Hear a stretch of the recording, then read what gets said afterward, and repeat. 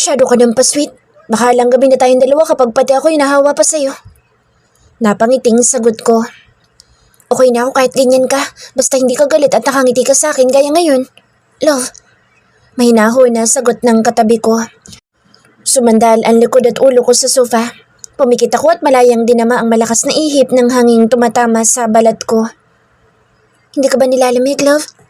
Narinig kong tanong ni Miguel. Nakapikit na umiling ako. Komportable ako nakaupo ngayon at hindi nakakaramdam ng pagkahilo. Hindi rin kasi masyadong malakas ang alon at sa tingin ko ay nakatulong sa kondisyon ko na nakatulog ako kanina dahil hindi na humihilab ang sikmura ko at gumanda na ang pakiramdam ko. Pwede mo kong yakapin kung nilalamig ka na, love? Sabi na naman ni Miguel kaya napangiti ako sa kanya. Ang dami mo pang sinabi. Sabihin mo na kasi na gusto mong yakapin kita.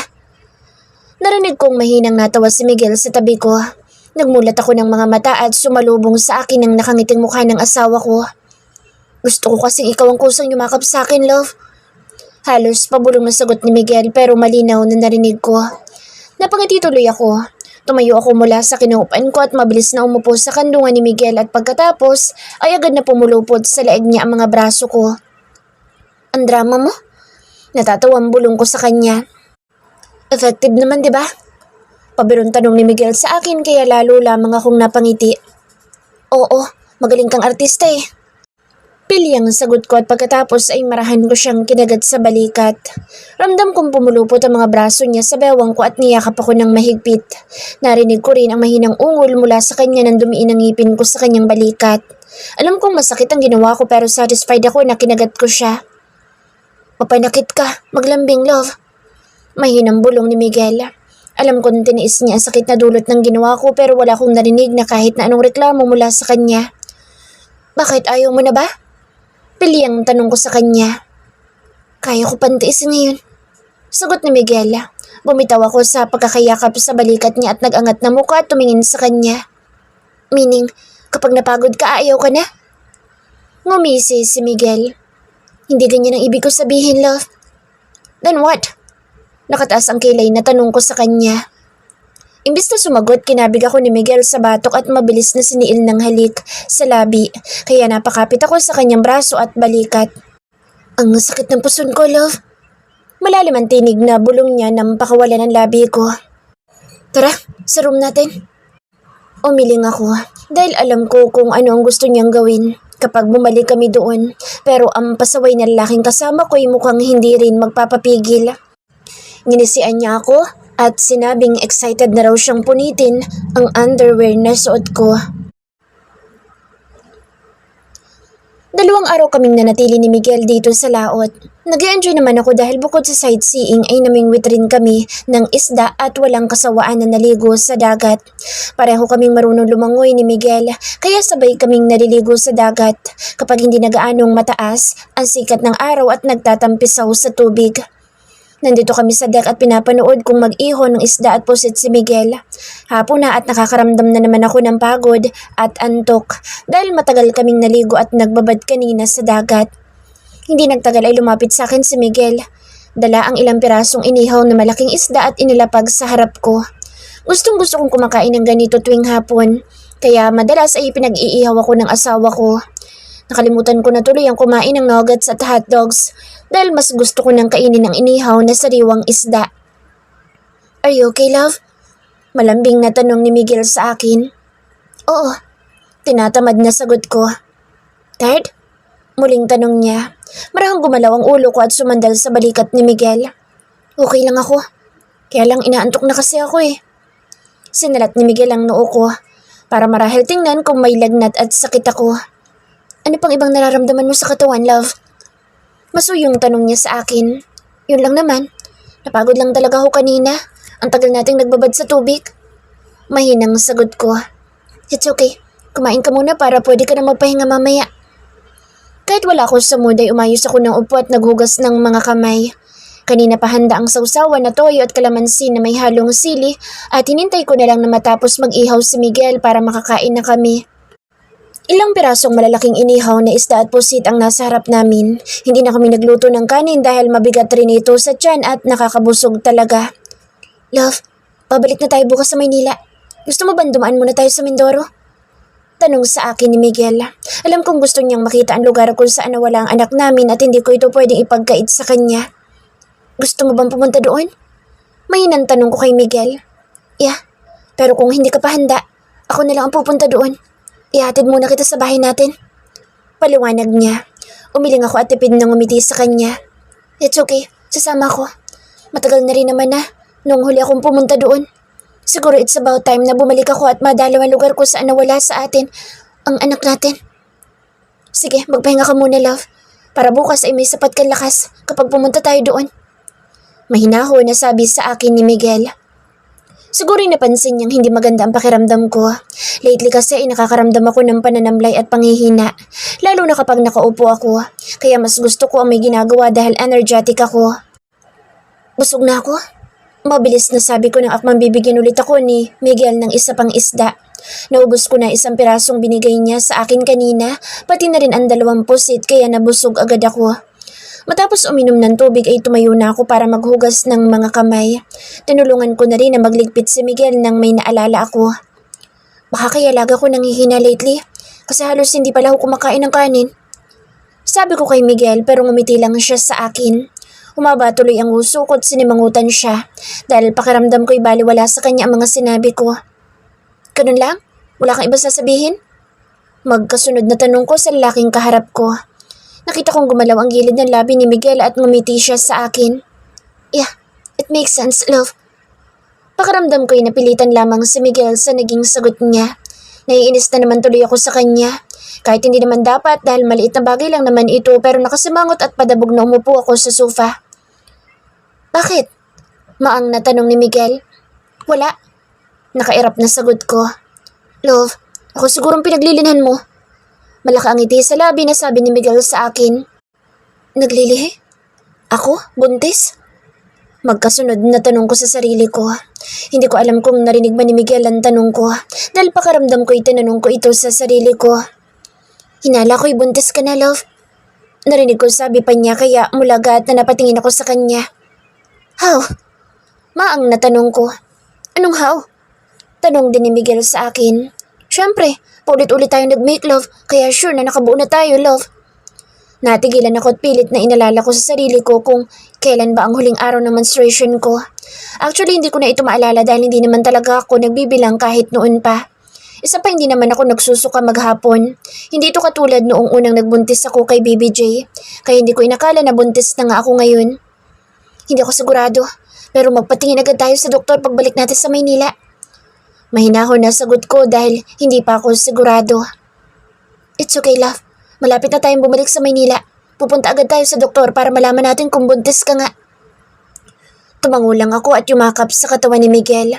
Biglang nagbago ang pakiramdam ko sa sarili ko. Nakaramdam na rin ako ng takot at kaba ngayong naiisip ko na posibleng mangyari nga ang hinala ni Miguel. Dahil kahit minsan na hindi kami gumamit ng kahit na anong proteksyon, pakiramdam ko'y panibagong yugto na naman ang buhay ko ang haharapin ko. Naging matigas na ang dibdib ko sa dami ng nangyari sa buhay ko, pero ngayong napagtanto ko na maaaring buntis ako, ay may kaba akong nararamdaman sa puso ko. Don't worry, love. Kasama mo ako at nasa tabi mo ako ngayon. Huwag ka mag-iisip ng kung ano-ano. Bulong ni Miguel sa akin. Saka na natin pag-usapan ang tukol dito kapag nakabalik na tayo sa Maynila. Seryoso ang tinig na sagot ko dahil ramdam ko ngayon ang pressure. Hindi ko pa nakakausap sa Boss Christian. Simula nang umalis kami sa Maynila, hindi ko pa nahawakan ang cellphone ko dahil iniwan ko iyon sa loob ng silid namin ni Miguel. Hindi ako nagdala ng handbag. Tanging sarili ko lang ang dala ko at ang ilang pirasong tissue na isiniksik ko sa loob ng bulsa ko. Sabay kami pumasok sa silid ni Miguel. Minabuti kong maligo agad dahil pakiramdam ko'y kumapit sa katawan ko ang usok mula sa inihaw na isda kanina.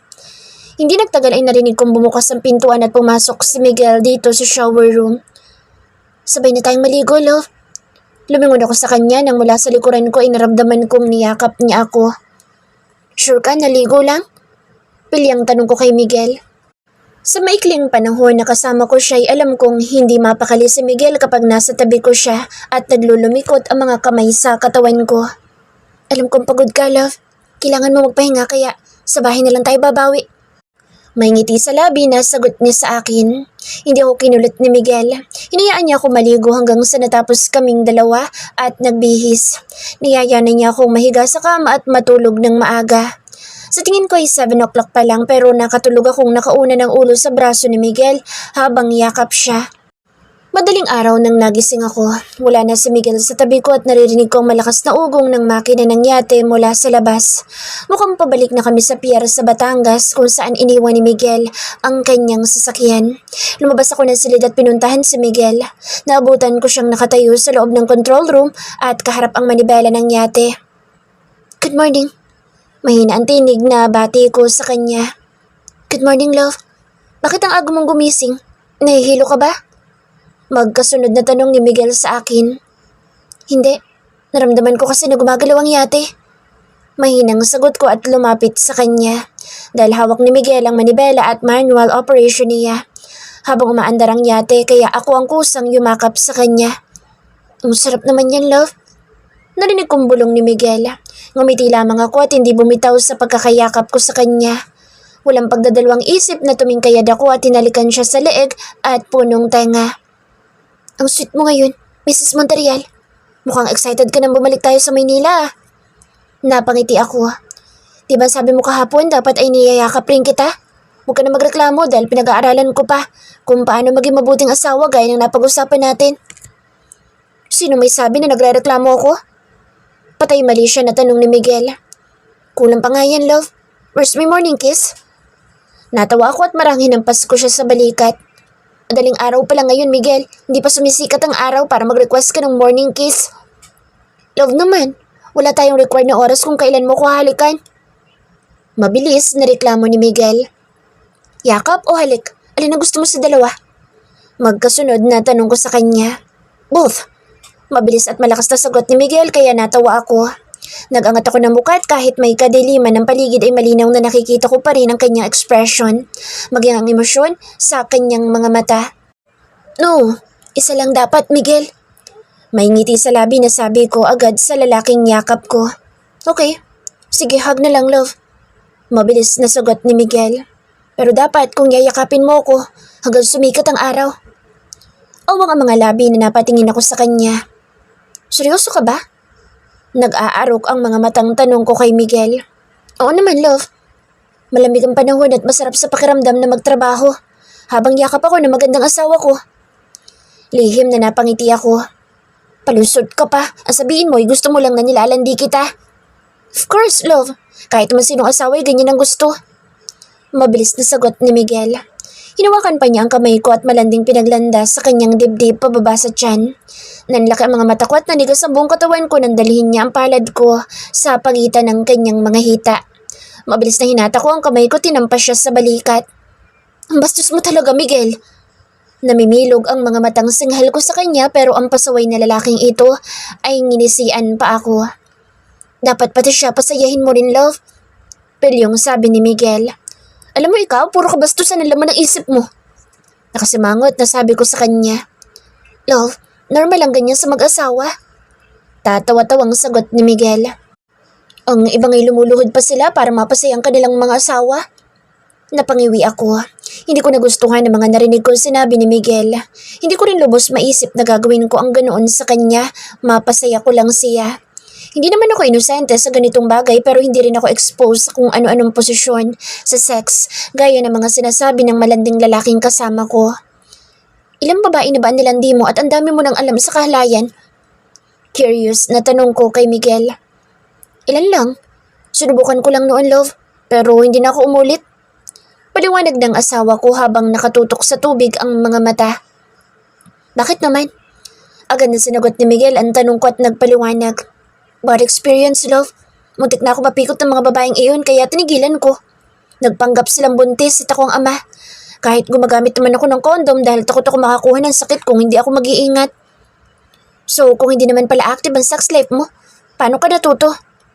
Walang paligoy-ligoy na tanong ko sa kanya. Bakit magaling ba ako, love?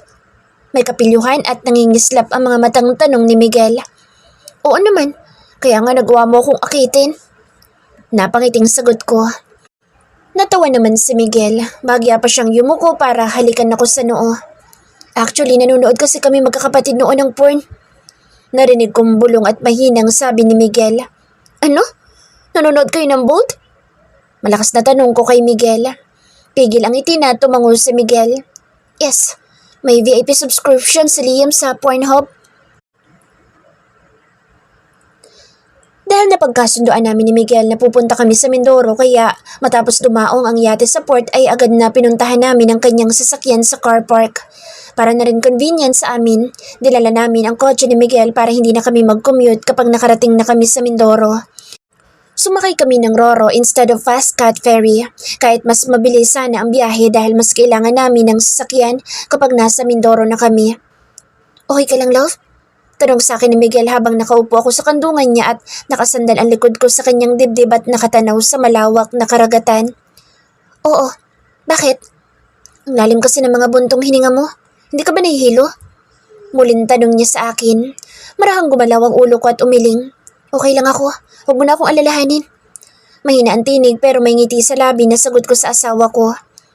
Naalala mo na ba ang lahat ng nangyari sa iyo noon? Habang nasa Mindoro ka pa? Naisip kong itanong kay Miguel. Yes. Mabilis niyang sagot. Lahat? Muling tanong ko sa kanya at agad naman niyang sinagot. Mabuti naman. Hindi ka maliligaw doon kapag pinagtaguan kita. Pilyong biro ko sa kanya. Humigpit ang nakapulupot na braso ni Miguel sa bewang ko. Kahit saang sulok ka ng Mindoro magtago, mahahanap kita, love. Daig ko pang may tracker. Don't forget na may eagle eye ang asawa mo. Natawa ako. Oo nga pala. Malinaw ang mga mata ni Miguel. Daig pa may tracker na nakakabit sa katawan ko. Hindi eagle eye iyan. Kung hindi evil eye. Nakangisong biro ko sa kanya. Pwede rin, love. Sangayon na sagot ni Miguel at parang walang ibang tao sa paligid na hinalikan niya ako sa pisngi. Sabay pa kaming natawa. Sa ilang araw na naging open ako sa kanya matapos namin mag-usap ay naging mas malapit na ako kay Miguel at mas komportable na rin ako ngayong kasama at kausap ko siya. Michelle, ikaw ba yan? Sabay kaming napatingin ni Miguel sa babaeng lumapit sa amin. Hindi ko alam kung pamilyar din siya sa isang ito pero ako kilala ko siya. Kamusta, Alana? Formal na tanong ko sa kanya. Mabuti naman. Mabilis na sagot ni Alana pero sa asawa ko nakatingin ang mga mata. Uy, Alex, hindi mo na ba ako naaalala? Tanong nito kay Miguel. Hinintay kong sumagot ang katabi ko dahil gusto ko rin na marinig kung ano ang kanyang isasagot. Noon pa man ay alam ko may gusto na si Alana kay Miguel, kaya inaya niyang mag-inuman noon sa harap ng tindahan niyang asawa ko para makipaglandian. Oo, anong balita sa Kalapan? Tanong din ni Miguel kay Alana. Umupo din kaharap namin ang babaeng ito at harapan na pinagmasdan ng asawa ko. Siguro naramdaman ni Miguel na hindi ko gusto ang presensya ni Alana, kaya inabot niya ang kamay ko at pinisil. Hindi ba't artista ka, Alex? Hindi mawala ang ngiti sa mga labi na tanong ni Alana kay Miguel. Hanggang ngayon pala ay Alex pa rin ang tawag niya sa asawa ko. Kung sa bagay ito ang alam na pangalan ni Miguel sa amin sa Mindoro. Dahil ako nagbigay nito sa kanya ng mga panahon na wala pa siyang naaalala. Alam niyo kayong dalawa, ang laki din ng mga pinagbago ninyo. Ang ganda mo na ngayon, Michelle.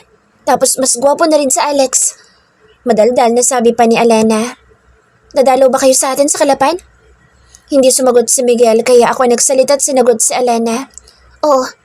Pupunta kami ng asawa ko sa kumbento. Oh, mahinang sagot ni Alana habang ang mga matay nakatitig pa rin sa asawa ko. Anong balita sa nangyaring sunog noon, Alana? Tanong ni Miguel dahil hindi na ako nagsalita pa at alam kong nararamdaman niyang hindi ko gusto ang presensya ng babaeng kausap namin. Alam niyo, ang bali-balita noon ay sinadya ang sunog. May nakakita raw kasi na tanghali pa lang noon may umaali-aligid na ng mga armado lalaki sa labas ng kumbento bago ito nasunog. Madaldal at mabilis na paliwanag at sagot ni Alana. Chismosa sa lugar namin ang babaeng ito. Feeling maganda rin at ubod ng maldita. Although hindi naman niya ako inaaway dahil bata pa ako noon pero naging biktima ako ng pagiging mahadera niya. Siya ang nagkalat ng mga chismis tungkol sa amin ni Miguel. Lalo na nang malaman niyang buntis ako at kumalat talaga ito sa buong barangay namin at kinutya ako ng lahat. 5,000.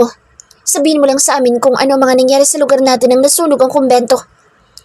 Walang ganang sabi ko kay Alana. Mas gusto ko kung tungkol doon ang pag-uusapan namin para hindi kung ano-ano ang tinatanong niya sa amin ni Miguel. Seryoso ka ba dyan, Michelle? Namimilog ang mga matang tanong ni Alena sa akin. Ayaw mo ba?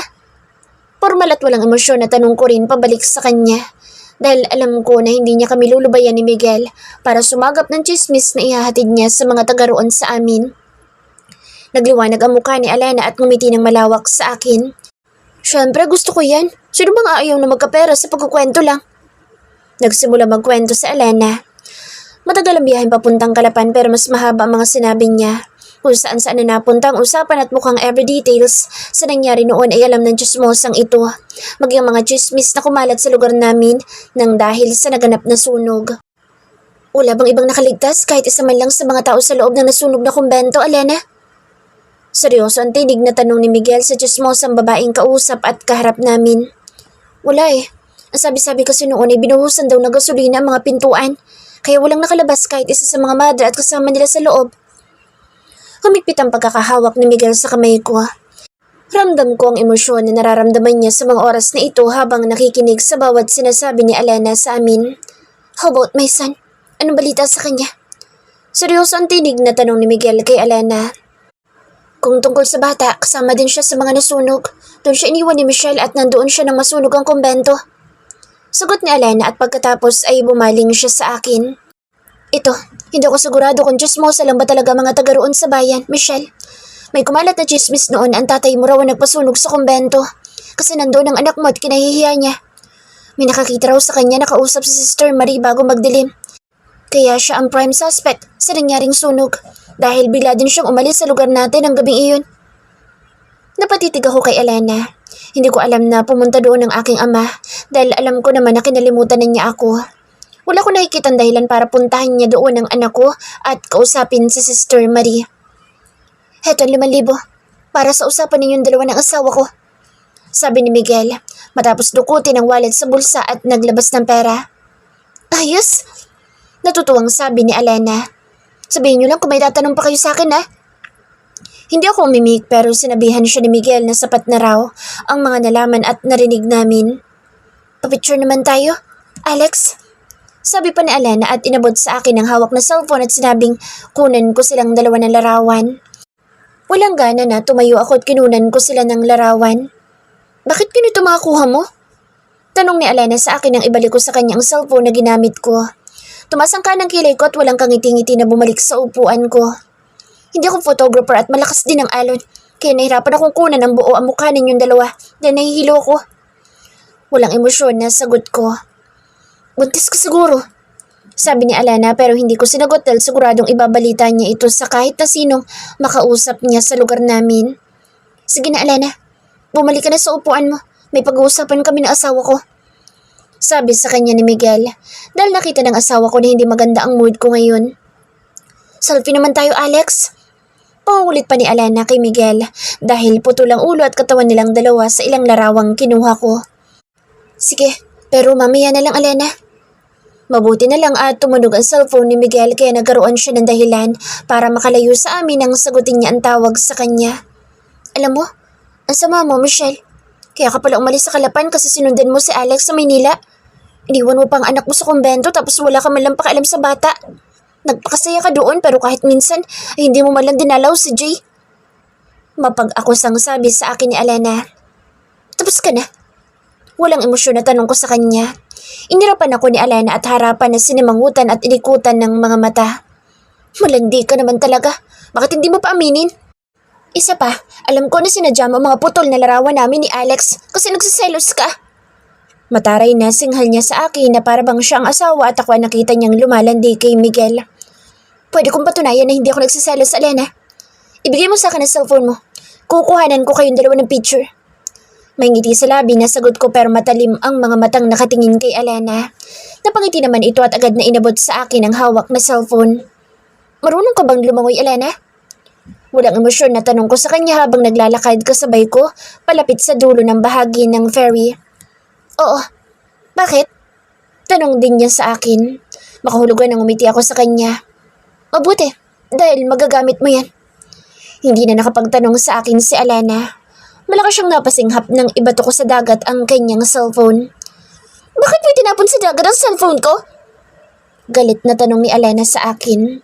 Tinapunan ko siya ng matalim na mga mata. Alam ko nagulat at galit sa Alana sa ginawa ko, pero nagpigil siya at kuyumang kabao na nakatingin sa akin. Marunong kang lumangoy, di ba? Nakangiting tanong ko sa kanya. Go! Sisirin mo sa kailaliman ng dagat ang bulok na cellphone mo. Demonyo ka, Michelle! Mapapatay kitang bruwa ka! Galit na singhal ni Alana sa akin. Alam naming dalawa na nakakukuha na kami ng atensyon ng iba pang pasahero, pero walang pakialam dito si Alana. Bigla niya ko sinugod at akmang sasaktan pero wala siyang kamalay-malay na sumugod siya sa isang laban na hindi pa man nagsisimulay talo na siya. Mabilis na naging galaw ng kamay at paa ko. Nahawakan ko sa balikat si Alana. Gamit ang tuhod at binti ay paluhod siyang bumagsak sa paanan ko. Bagya akong yumuko at dinakot ko ang mahabang buhok ni Alana habang namibilipit sa sakit ang babaeng nasa paanan ko. Huwag mo kong subukan, Alana, dahil maikli ang pasensya ko. Ang sama talaga ng ugali mo! Malakas na bulyaw ni Alana sa akin. Tama ka! Mapanganib ang tinig, maging ang mga matang nakatingin sa kanya na sagot ko. Mukhang nakaramdam ng takot sa Alana dahil bigla ko siyang hinawakan sa braso. Anong gagawin mo, Michelle? Galit na tanong niya sa akin. Itatapon kita ng buhay sa dagat. Walang kangiti-ngiti na sagot ko. Padabog na binitawan ko ang dakot na buhok niya at mabilis na binuhat ang katawan ni Alana. Hindi na gawang magpumiglas ni Alana nang buhatin ko siya at parang magaan na bagay na inihagis ko ang nanigas na katawan niya sa dagat. Umalingaw-ngaw ang kanyang malakas na tili pero walang kahit na sino ang naglakas na loob na tumalon sa tubig para tumulong sa kanya. Hanggang sa kumakawag-kawag na lumutang siya. Hinagisan ko ng salbabida sa Alana, malapit sa kanya at pinanood kung paano siya mabilis na lumangoy palapit dito para maabot ito at isalba ang sarili sa pagkalunod. Narinig ko ang malakas na sigaw ng ilang pasahero na unang nakakita kay Alana na lumulutang sa tubig. What happened? Ayos ka lang ba, love? Narinig kong may pag-aalala sa tinig na tanong sa akin ni Miguel nang makalapit siya sa akin. Oo. Taas noon ang sagot ko. Sinuyod ng mga mata niya ang kabuuan ko at nakita ko ang relief sa ekspresyon ng mukha ni Miguel nang makita niya na maayos ang kondisyon ko. Ano nangyari?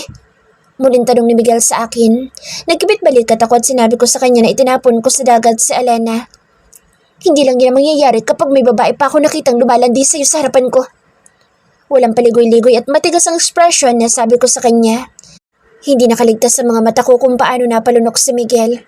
Love naman, hinay-hinay lang.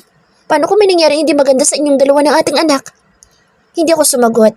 Nakasimangot ako habang ang mga mata ay gumagala sa paligid at tinitingnan kung may nakakita ba talaga sa ginawa ko. Hanggang ngayon ay malinaw na narinig ko pa sa isipan ko ang mga salitang narinig ko mula kay Alana kanina nang husgahan niya ako at sinabing inabandon ako ang anak ko habang naglalandi ako at nagpapakasaya sa Manila. Nadelay tuloy ang takbo ng ferry dahil huminto ito para lang ma-rescue si Alana. Nakita ko nakasampa na ulit siya sa barko kaya walang paalam na tinalikuran ko si Miguel matapos sabihan na huwag siyang sumunod sa akin. Bumaba ako sa ground floor.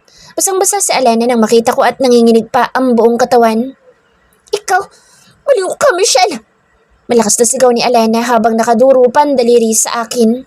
Tumas ang kilay ko, tinarap ang dalawang kasama naming Coast Guard at sinabing sinaktan ako ng babaeng kaharap ko. Pero siya ang naaksidente at nahulog. Sinungaling! Galit na singhal ni Alana sa akin pero tinapunan ko siya ng matalim na tingin. Malakas ang loob ko dahil alam kong walang kumuha ng video sa nangyari. Walang ganoong tao sa bahaging iyon ng ferry kaya ligtas ako. Kahit harapan pa akong akusahan ni Alana. May ilang nakakita sa amin pero masyadong mabilis sa mga pangyayari. Posibleng maging sila ay confused din dahil nakita na lang nila na bumagsak sa dagat si Alana. Nang tila nakabawi ng lakas sa Alana ay sinugod niya ako pero mas mabilis ang mga kamay ko't nahawakan ko siya sa braso at pinilipit patalikod. Sabay sipa sa likod ng tuhod kaya paluhod siyang bumagsak sa sahig. Aray! Bitawan mo ko, Michelle! Galit na utos at sigaw ni Alana sa akin. Bahagyang lumapit ang mukha ko sa kanya at bumulong kahit nagpupumiglas pa si Alana. Kapag may narinig ulit ako na kahit na anong chismis galing sa'yo, puputulin ko ang dila mo, Alana. Don't dare me. Hindi lang kita kayang itapon sa dagat dahil may kakayahan akong ibaon ka sa lupa ng buhay. Mariinabulong ko sa kanya at pagkatapos ay marahas ko siyang binitawan. Awang ang mga labi na napatingin sa akin si Alana. Nilapitan naman kami ng Coast Guard at tinanong kung okay lang daw ba kaming dalawa. May bihisan ka ba, Bes? Tanong na isang lalaki kay Alana. Hindi sumagot si Alana. Tahimik siya ngayon habang nakatingin sa akin at para bang isa akong multo na nakatayo sa kanyang harapan. She's fine, sir. Sabi ko sa dalawang lalaking kasama namin. Ako na pong bahala sa kanya. Nakita ko naglumikot ang mga mata ni Alana. Hinawakan ko siya na mahigpit sa braso at tinatak para sumama sa akin. Maswerte ka't nabuhay ka ngayon, Alana. Pero sa susunod na may marinig akong kahit na anong pangungutya tungkol sa akin at sa anak ko, ay sisiguraduhin kong buhay mo ang kapalit. Expect the worst dahil wala ng second chance. Tutuluyan talaga kita. Tiimbagang nasabi ko sa kanya.